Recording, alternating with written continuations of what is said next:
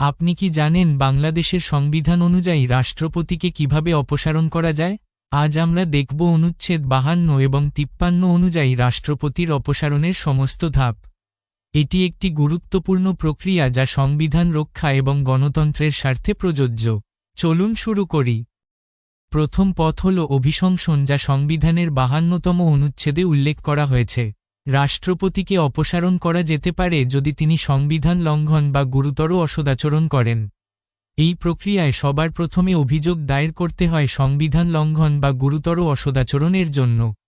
সংসদের মোট সদস্যের সংখ্যাগরিষ্ঠ অংশের স্বাক্ষরিত অভিযোগের বিবরণ লিপিবদ্ধ করে সংসদের স্পিকারের কাছে জমা দিতে হবে।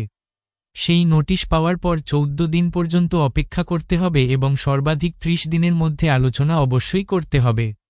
আবার যদি সংসদ অধিবেশন না থাকে তখন স্পিকার সংসদ আহ্বান করবেন।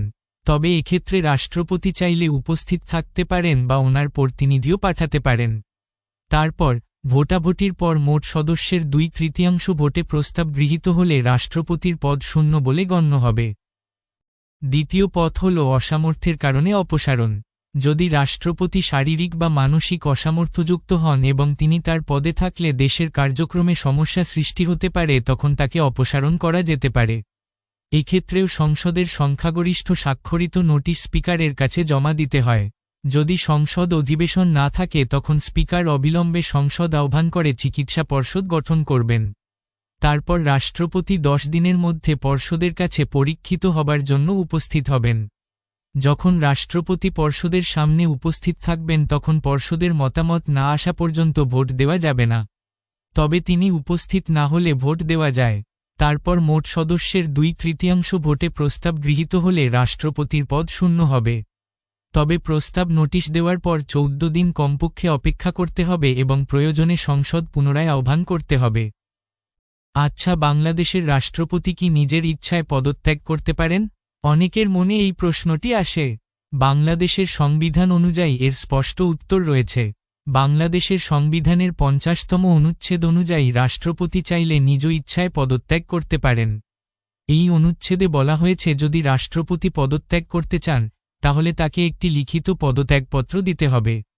এই পদত্যাগপত্র তিনি সরাসরি জাতীয় সংসদের স্পিকারের কাছে প্রদান করবেন। অর্থাৎ রাষ্ট্রপতি কারও অনুমতির অপেক্ষা না করেই নিজের ইচ্ছায় পদত্যাগ করতে পারেন, তবে তা অবশ্যই লিখিত আকারে স্পিকারের কাছে জমা দিতে হবে। যখন রাষ্ট্রপতি স্পিকারের কাছে তার পদত্যাগপত্র প্রদান করেন তখন সেই মুহূর্ত থেকেই রাষ্ট্রপতির পদ শূন্য বলে গণ্য হয়। এরপর সংবিধান অনুযায়ী রাষ্ট্রপতির পদ শূন্য হলে নতুন রাষ্ট্রপতি নির্বাচনের প্রক্রিয়া শুরু হয় বা প্রয়োজন অনুযায়ী দায়িত্ব অস্থায়ীভাবে অন্য কেউ পালন করতে পারেন।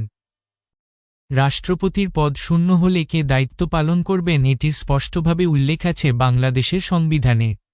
বাংলাদেশের সংবিধানের 54 অনুচ্ছেদ অনুযায়ী রাষ্ট্রপতির পদ শূন্য হলে বা রাষ্ট্রপতি অসুস্থতা, অনুপস্থিতি বা অন্য কোনো কারণে দায়িত্ব পালন করতে না পারলে জাতীয় সংসদের স্পিকার রাষ্ট্রপতির দায়িত্ব পালন করেন।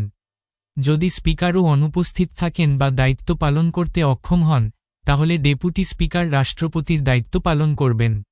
রাষ্ট্রপতির পদ শূন্য হলে সংবিধান অনুযায়ী নির্দিষ্ট সময়ের মধ্যে নতুন রাষ্ট্রপতি নির্বাচন করতে হয়। ধন্যবাদ সবাইকে।